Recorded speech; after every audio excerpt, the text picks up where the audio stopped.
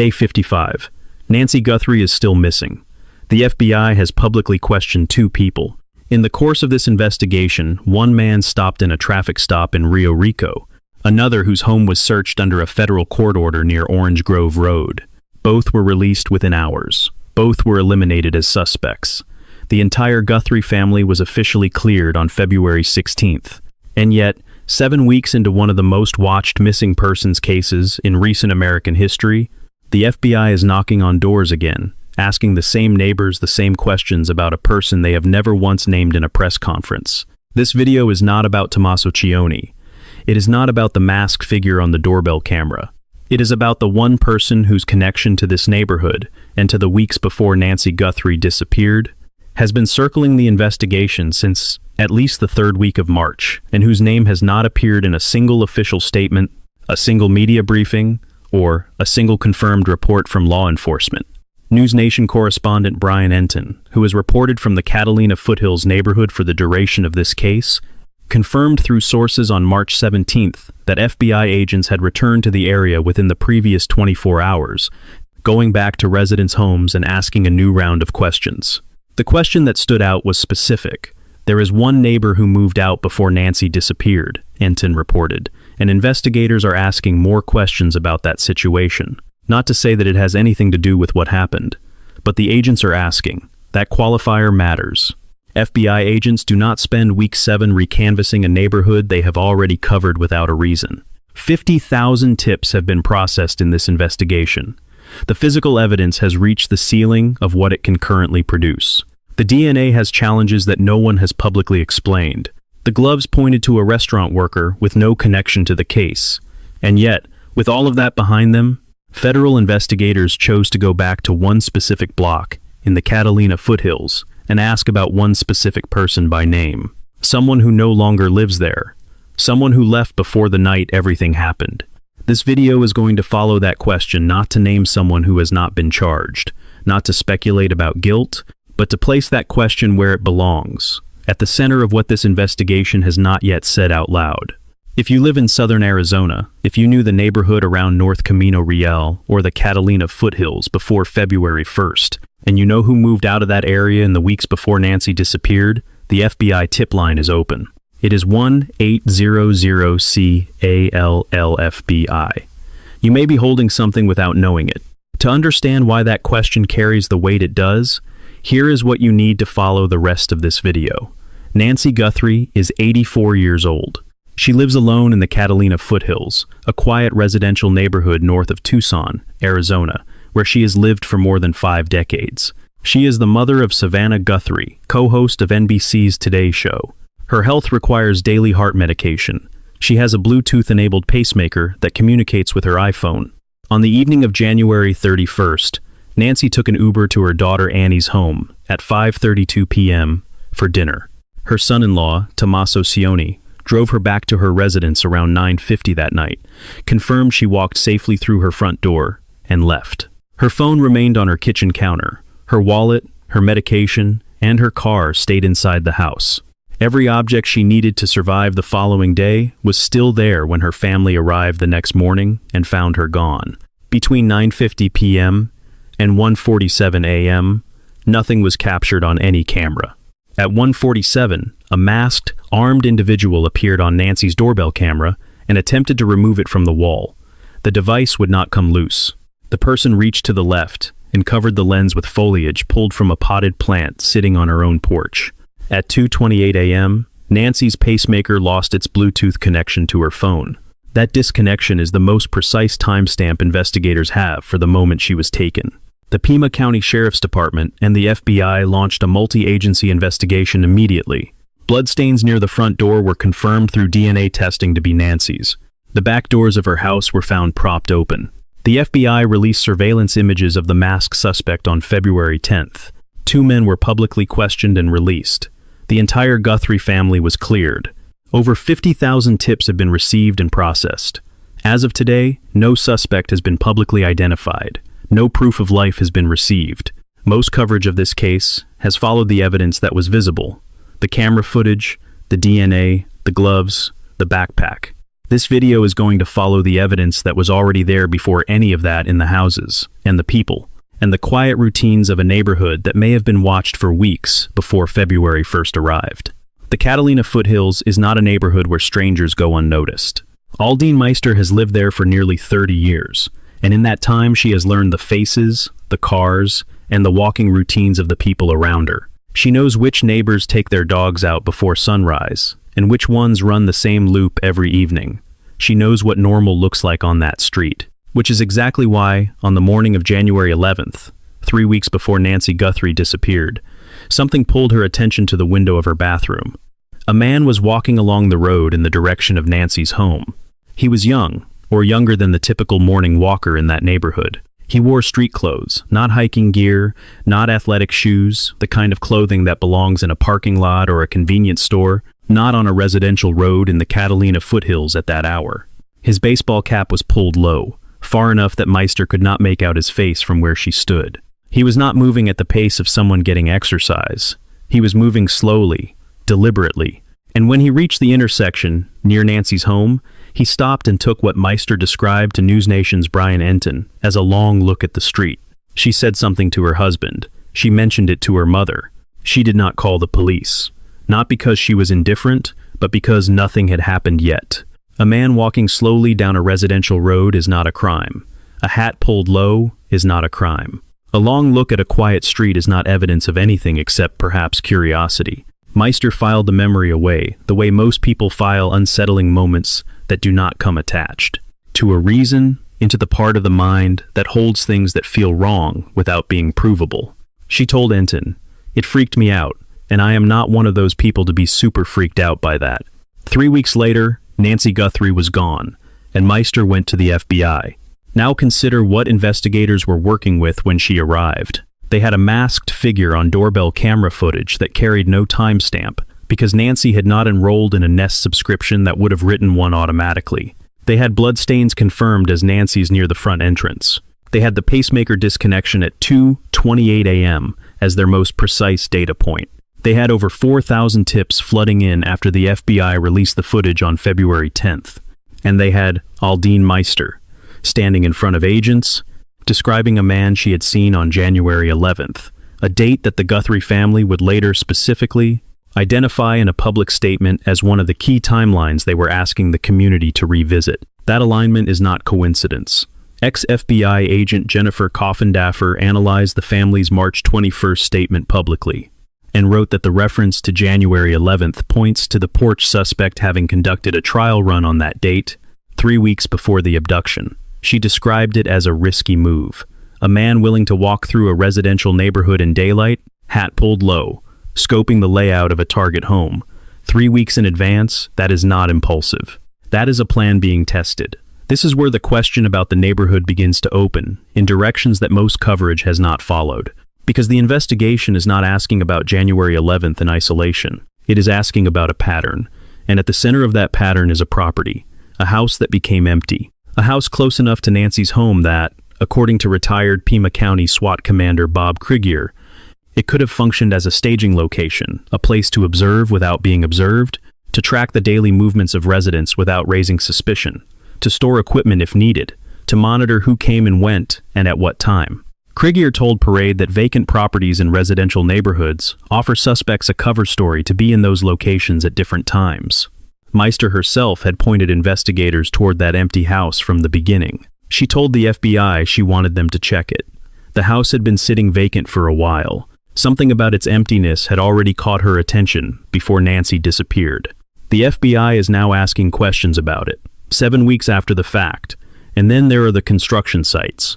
Brian Enton reported that FBI agents asked residents specifically, not generally, not broadly, for the names of individual contractors and workers on several houses under construction in the Catalina Foothills neighborhood, not the name of the company, the name of each person. According to a report from the Mirror US, agents reportedly visited a property under construction at the corner of Camino Escalante and Camino Miraval on multiple occasions, inspecting sheds and speaking with workers.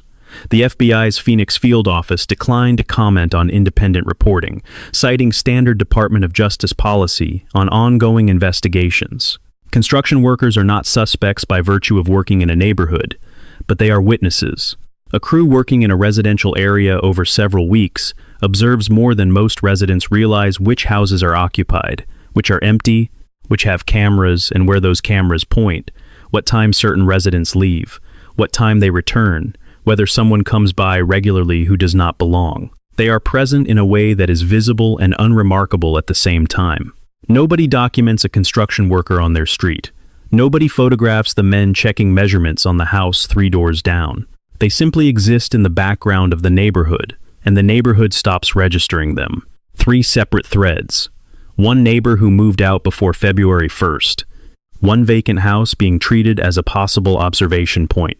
One set of construction sites whose workers are being identified by name in the 7th week of a federal investigation. All 3 threads located within a few hundred yards of Nancy Guthrie's front door. All 3 intersecting with the same window of time the weeks before a pacemaker went silent at 2:28 in the morning. The central question in this video has not been answered.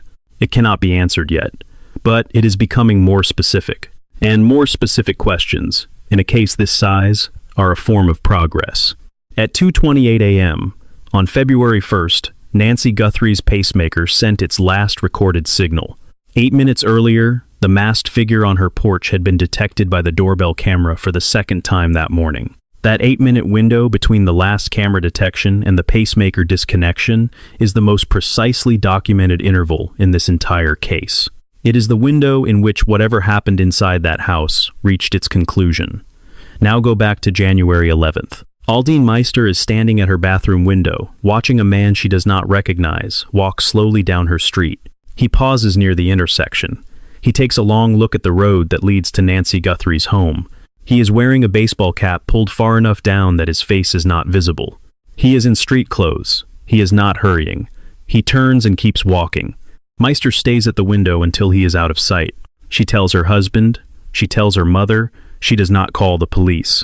3 weeks later, at exactly 2:28 a.m., the pacemaker goes dark. And the detail that has not been reported anywhere, the detail that connects these 2 moments is this: retired SWAT commander.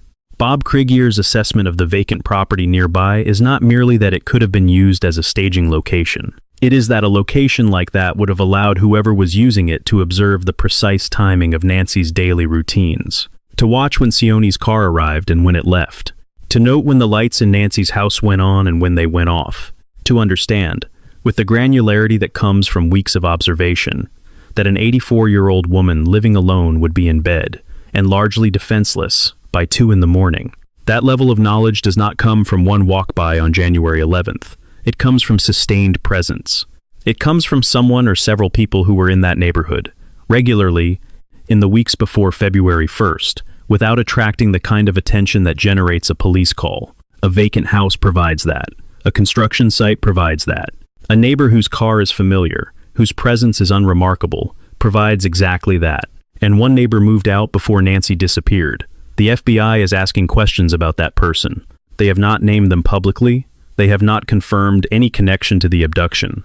But they are asking, in week 7, with the kind of specificity that former FBI agent Steve Moore described simply as investigators moving forward, not backward. The vacant house, the man on January 11th, the neighbor who left. 3 details, 1 question. If you have any information about activity in the Catalina Foothills neighborhood between January 1st and February 2nd, a vehicle you do not recognize, a face that seemed out of place, a property that appeared occupied when it should have been empty, the FBI tip line is 1800-CALLFBI. The Guthrie family reward stands at $1 million. The answer may already exist in a memory that has not yet been reported. Aldine Meister said something in her interview with Brian Enton that received almost no coverage in the days that followed. Enton asked her whether she had noticed anything unusual in the neighborhood before Nancy disappeared, beyond the man she had seen on January 11th. She paused before answering. Then she said, "I think there are a lot of weird people that live in this neighborhood." "Yeah, for sure." She did not elaborate. Enton did not press. The interview moved on to other details about the vacant house and the construction sites, and that sentence was left sitting in the middle of a podcast episode that most people have not listened to in full, but it is worth sitting with. A woman who has lived in the same residential neighborhood for nearly 30 years, who knows the faces and the routines and the cars of the people around her, looked at a camera and said, "There are a lot of weird people here. Not one, not the man with the hat, a lot." She then mentioned her neighbor, the one who walks his dogs every single morning, the one who, in the days after Nancy disappeared, began telling Meister about all the different things he had noticed on those walks. Things he had apparently stored as minor observations and had not thought to connect until an 84-year-old woman vanished from the street he walked every day. The FBI has spoken with this man. What he told them has not been reported. What he noticed on those morning walks, in the weeks before February 1st, is not part of any public record. But he was a daily presence in that neighborhood, at the hours when a neighborhood is most legible early morning, when routines are on display and the people who do not belong to them are most visible. This is the texture of the investigation that does not appear in press conferences. The Pima County Sheriff's Department has conducted over 50,000 leads. 400 investigators were assigned to the case in the early weeks. But the leads that matter in a targeted abduction are rarely the dramatic ones, the traffic stops, the search warrants, the SWAT vehicles converging on a parking lot. They are the quiet ones, the neighbor who walks his dogs and files away small anomalies, the woman at the bathroom window who could not make out a face but remembered the hat, the construction worker who may have passed a stranger near a shed and thought nothing of it at the time. The physical evidence in this case has not moved in weeks. The DNA recovered from inside Nancy's home was confirmed to belong to someone other than Nancy or anyone in close contact with her. That confirmation came from the Pima County Sheriff's Department in mid-February. But the sample has presented what investigators described only as challenges, without specifying what those challenges are. If the profile were clean and complete, it would have been submitted to CODIS immediately, and a match would either have been found or not. The fact that investigators are now discussing investigative genetic genealogy, the process of building family trees from partial DNA to narrow down an unidentified contributor, suggests the sample is not sufficient on its own to produce a direct identification. Genetic genealogy has cracked cold cases that sat unsolved for decades. It also requires time, cooperation from ancestry databases, and enough genetic material to build from. Whether the sample from Nancy's home meets that threshold has not been confirmed publicly. The backpack worn by the suspect on the doorbell footage has been identified as a 25-liter Ozark Trail hiker pack, sold exclusively at Walmart. Sheriff Nanos confirmed that investigators contacted Walmart managers across the state of Arizona, attempting to trace the purchase through sales records from the previous 60 days. The result of that effort has not been announced. The holster, carrying what appeared to be a handgun in the doorbell footage, was described by the sheriff as having unique characteristics, specific enough that investigators believed they could match it to a manufacturer or retailer if they found the right gun shop. That effort has also not produced a public result, and in the same press briefing, Nanos noted that one of the surveillance images may show the suspect wearing a ring on his hand. He said he believed he could see it. He passed it to his team for analysis. No confirmation has followed. 3 physical identifiers, a specific backpack, a distinctive holster, a possible ring. Each one is the kind of detail that, in theory, narrows the population of possible suspects dramatically. In practice, weeks of retail canvassing and forensic analysis have not produced a publicly identified match on any of them. The investigation has absorbed those threads the same way it has absorbed the DNA, the gloves, and the thousands of hours of surveillance footage from cameras in the surrounding neighborhood canvassing businesses, residences, and government agencies for any image of any vehicle or person that does not belong to the established patterns of that area. A law enforcement source told CNN that the review process is painstaking, requiring investigators to slow footage frame by frame to identify anything of value. No getaway vehicle has been confirmed. No license plate has been announced. No camera outside Nancy's property has produced a usable image of whoever carried her out of that house. The investigation has also coordinated across the border. U.S. Customs and Border Protection was briefed as part of standard procedure in a disappearance this close to the Mexican border. Arizona authorities notified Mexican law enforcement in Sonora. Sonora officials confirmed they received the briefing, but stated there had been no specific formal request for assistance from the FBI at the time of their statement. That coordination does not indicate the investigation believes Nancy was taken into Mexico. It reflects the geography of southern Arizona, where the border sits less than an hour south of Tucson and represents a standard avenue in any serious disappearance investigation. What the investigation has, after 55 days, is this: a suspect profile from doorbell footage that has not been matched to a named individual, a DNA sample with challenges that has not been matched to any known profile in CODIS, a neighborhood full of people who noticed things before February 1st and are only now being asked the right questions about what they noticed, and one person, somewhere, who lived in proximity to Nancy Guthrie and left before she disappeared, whose identity FBI agents are seeking through the accounts of the people who remain. This is where the complications begin to accumulate, not because the investigation has stalled, but because the questions it is asking have grown more specific, in ways that reveal how much remains unresolved. The first complication is the one that sits at the center of this video. The neighbor who moved out before Nancy disappeared.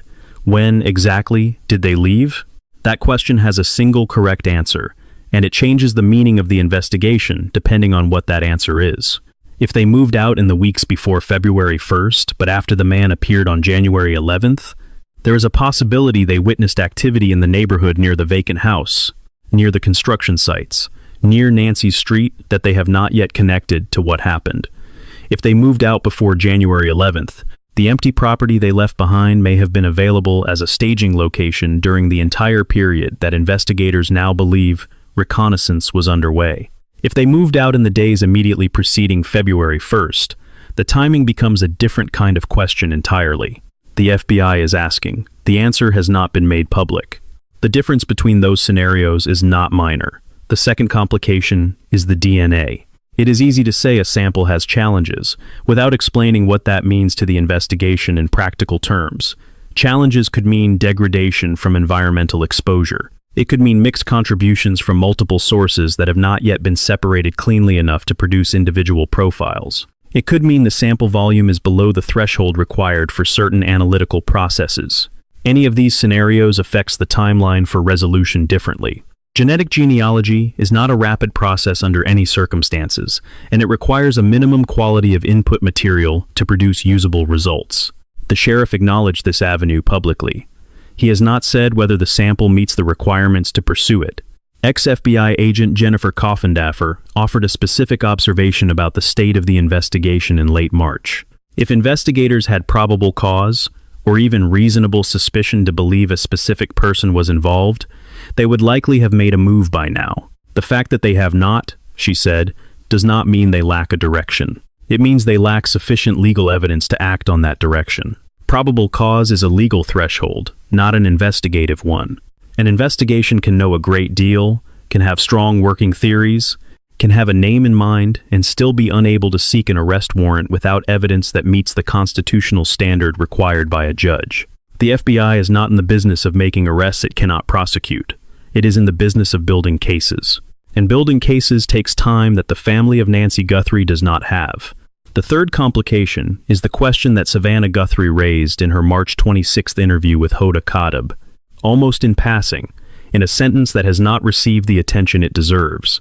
She said, "Someone knows something. Even if that something is, someone has been acting strange for the last 7 or 8 weeks. 7 or 8 weeks back from March 26 lands in early February, the days immediately following the abduction." Savannah Guthrie is not a law enforcement analyst. She is a daughter who has been coordinating with investigators and speaking carefully in every public appearance. The phrase "acting strange for 7 or 8 weeks" is not a random figure of speech. It describes a specific duration, a duration that begins when Nancy disappeared.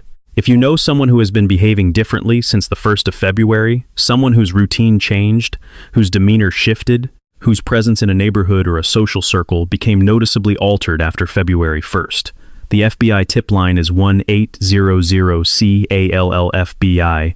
The family reward is $1 million. That behavioral change may be the answer to a question investigators are still forming. There is one more complication that has not been addressed in any press conference or official statement. Sheriff Chris Nanos is facing a recall effort.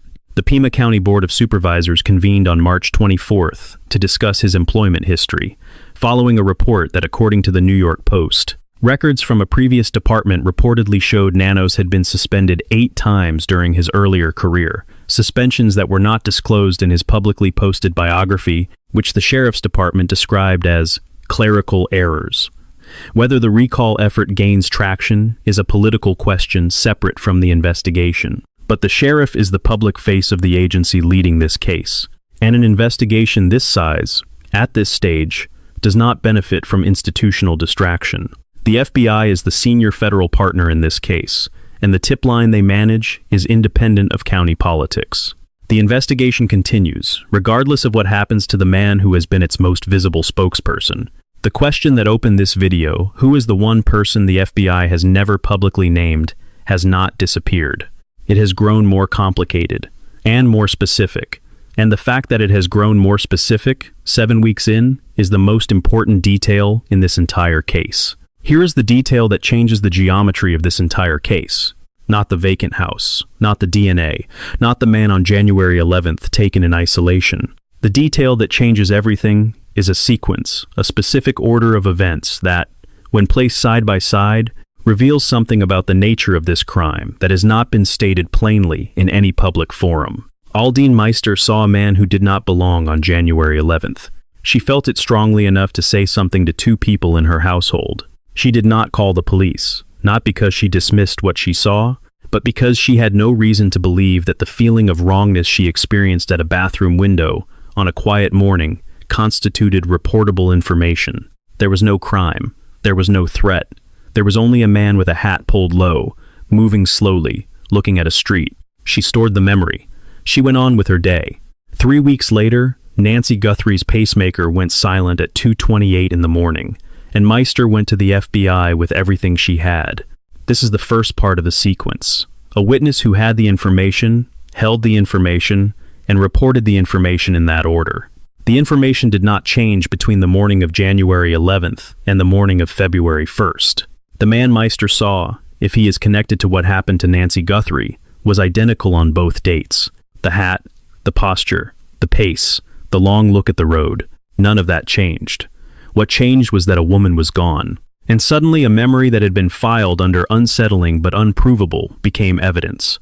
Now consider the second part of the sequence. The neighbor who moved out before Nancy disappeared, the person whose identity the FBI is actively seeking. Through the accounts of the residents who remain left the neighborhood at some point before February 1st. Their departure created a vacancy, a property that had been occupied, registered in the visual memory of the community as belonging to a known person with a known car and a known face, became empty.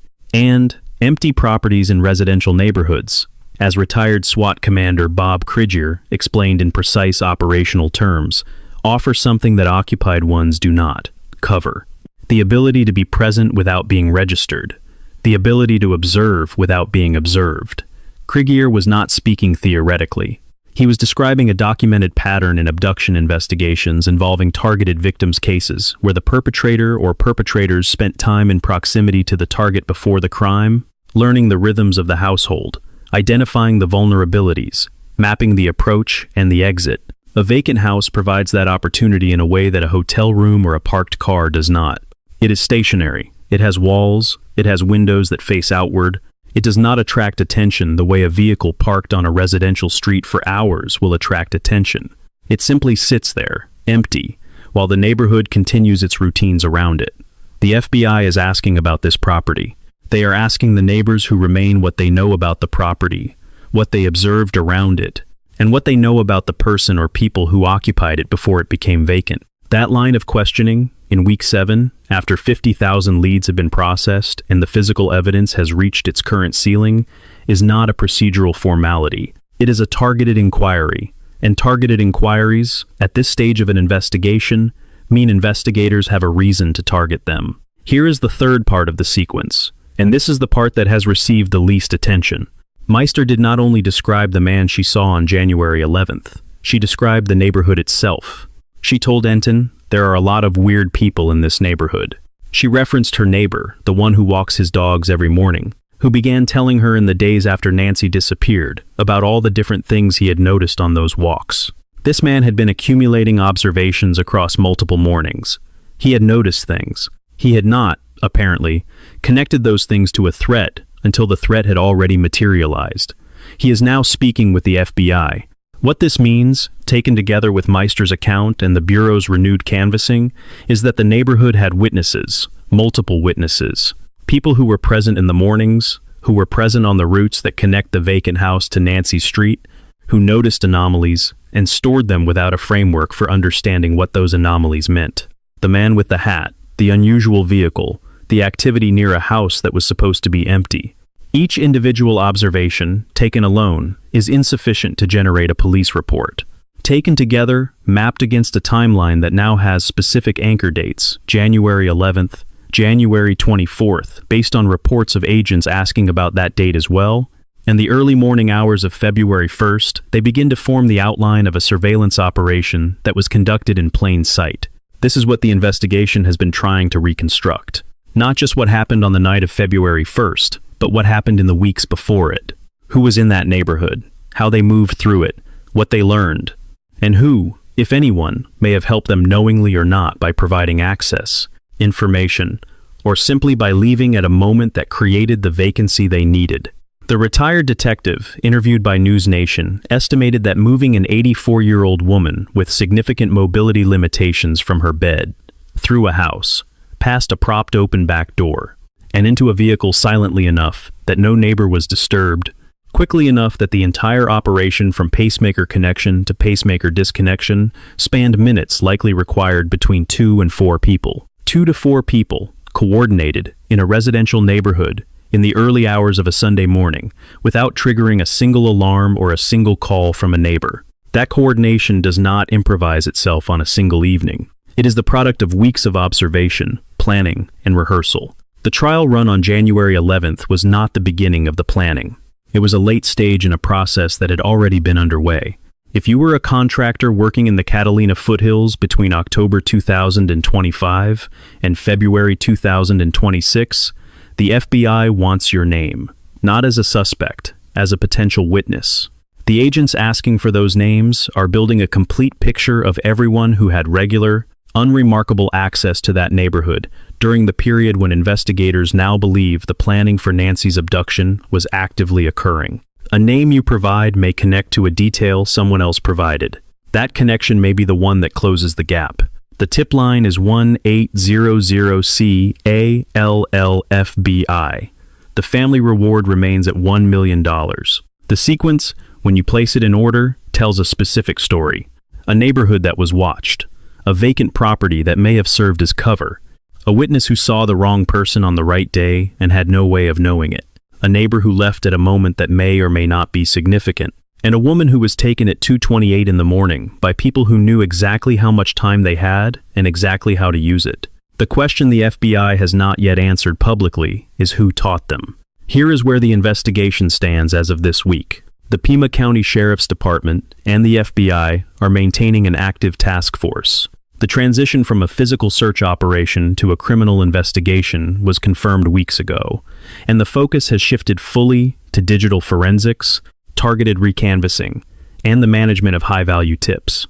400 investigators were assigned in the early weeks. The allocation has shifted as the investigation has moved into its analytical phase, with detectives specifically assigned to work active leads, while the broader patrol presence in the neighborhood has been maintained. The DNA sample recovered from inside Nancy's home remains under analysis. The challenges with the sample have not been publicly explained. Investigators are examining investigative genetic genealogy as a potential avenue, but that process requires time and a minimum quality of genetic material that has not been confirmed as available. The gloves found 2 miles from the property were traced to a local restaurant worker with no connection to the investigation. The backpack and holster have not produced a publicly confirmed retail match. The possible ring observed in surveillance imagery has not been addressed in any updates since. The sheriff first noted it in February. The ransom notes remain in an unresolved position. Savannah Guthrie confirmed in her March 26th interview with Hoda Kotb that her family received notes they responded to and that she tends to believe were genuine. She said most of the notes that arrived at media outlets and other addresses were not real. The volume of fraudulent contact in a case of this profile is not unusual. But the 2 notes the family treated as authentic, the 2 they responded to, remain unconfirmed by law enforcement as originating from whoever is actually holding Nancy. 2 deadlines passed. No public statement explained what happened at either one. Whether those deadlines produced any communication, any contact, any indication of Nancy's condition or location, is information that the FBI has chosen not to release.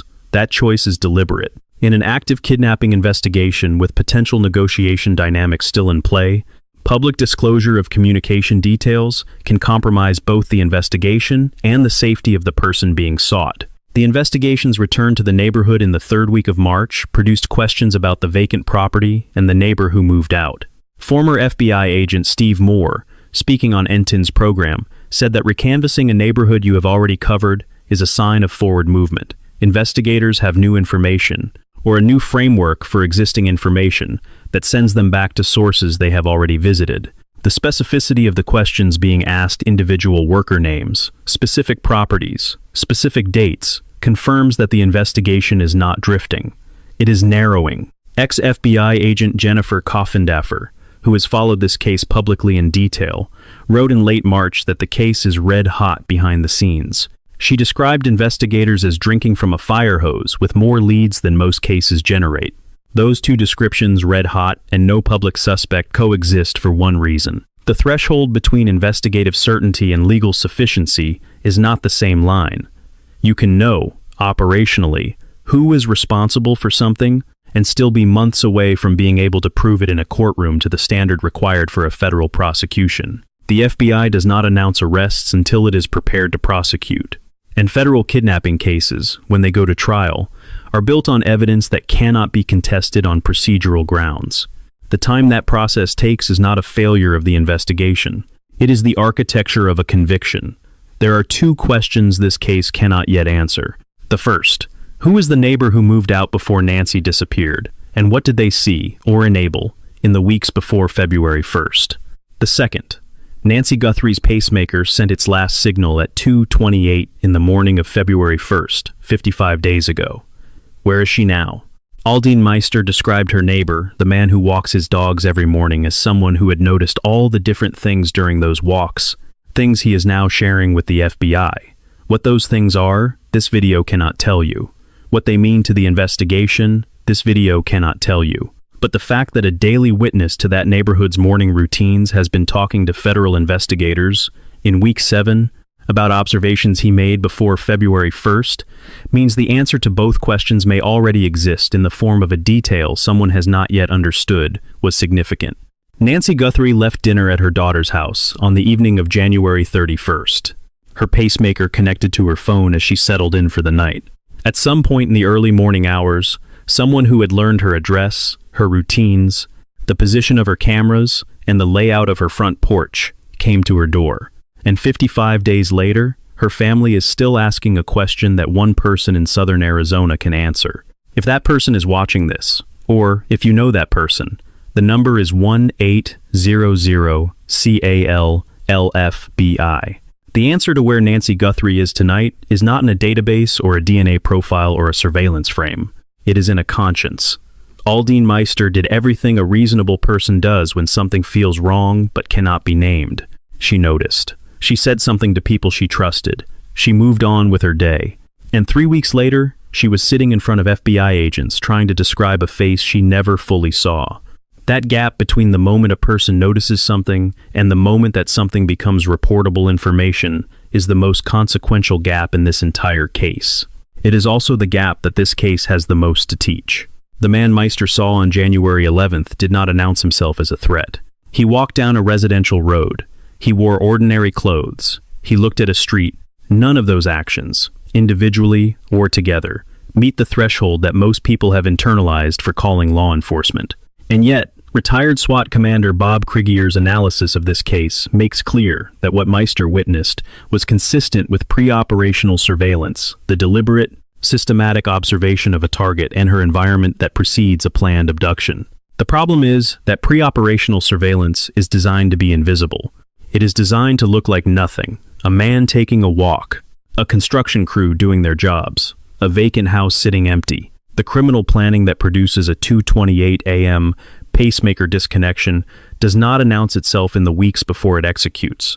What this case teaches us about that gap is specific and actionable. If you see someone in your neighborhood who does not fit, not in the dramatic, cinematic sense, but in the quiet, instinctive sense that Meister described as simply not being right, report it. Not because you are certain of anything, because you are not. A single call to a non-emergency line costs nothing and creates a record. That record, matched against other records from other observers in the same area, becomes a pattern. Patterns are what investigators need when the physical evidence has challenges and the DNA has not yet produced a name. The second lesson from this case is about vacant properties. Krieger was precise on this point. An empty house in a residential neighborhood is not just an unoccupied building. It is a potential vantage point, a potential storage location, a potential cover story for anyone who needs to be present in an area without generating the kind of sustained attention that a parked vehicle or a recurring unfamiliar face eventually generates. If a property near you has been sitting empty, and you have noticed activity around it that does not correspond to standard maintenance or real estate access, that observation belongs with law enforcement, not as an accusation, as information. The third lesson is about the daily witness. Meister's neighbor, the man who walked his dogs every morning and accumulated observations he did not know were significant, represents a category of witness that investigations depend on and rarely find quickly enough. People who are present at consistent times and consistent places develop an unconscious map of what normal looks like in their environment. When something disrupts that map, they notice. They rarely report it unprompted, because the disruption rarely comes with an obvious label. What this case asks of every person who lives in a neighborhood, especially a quiet one, especially one near an elderly person living alone, is to trust that map. What Murder Mystery File covers is not just the cases that have answers. It is the cases where the answers exist and have not yet been found. This case is one of them. We open this video with one question. 55 days into the disappearance of Nancy Guthrie, the FBI has publicly questioned 2 people, cleared a family, and processed over 50,000 tips. And there is still one person whose name has never appeared in a press conference, a person whose departure from the Catalina Foothills neighborhood preceded February 1st, whose connection to the events of that morning is being investigated through the accounts of the neighbors who remained behind. That question has not been answered. It may not be answered for weeks or months, but the investigation is asking it with the kind of specificity individual names, specific properties, specific dates, that means it is being asked for a reason. Murder Mystery File will be here when the answer surfaces. When a name is confirmed. When the person who walked past Aldine Meister's window on the morning of January 11th is identified, we cover the questions that press conferences leave open, because those are often the questions that matter most. If you are not subscribed, this case is the reason to start. If you know anything about the Catalina Foothills neighborhood in the weeks before February 1st, a neighbor who moved out, a property that showed unusual activity, a face that did not fit the FBI tip line is 1800-CALL-FBI. The Guthrie family reward is $1 million. No detail is too small to report. Someone in southern Arizona holds the name we are all still waiting for. Nancy Guthrie's pacemaker went silent at 2:28 in the morning. Someone in that neighborhood was awake to see why.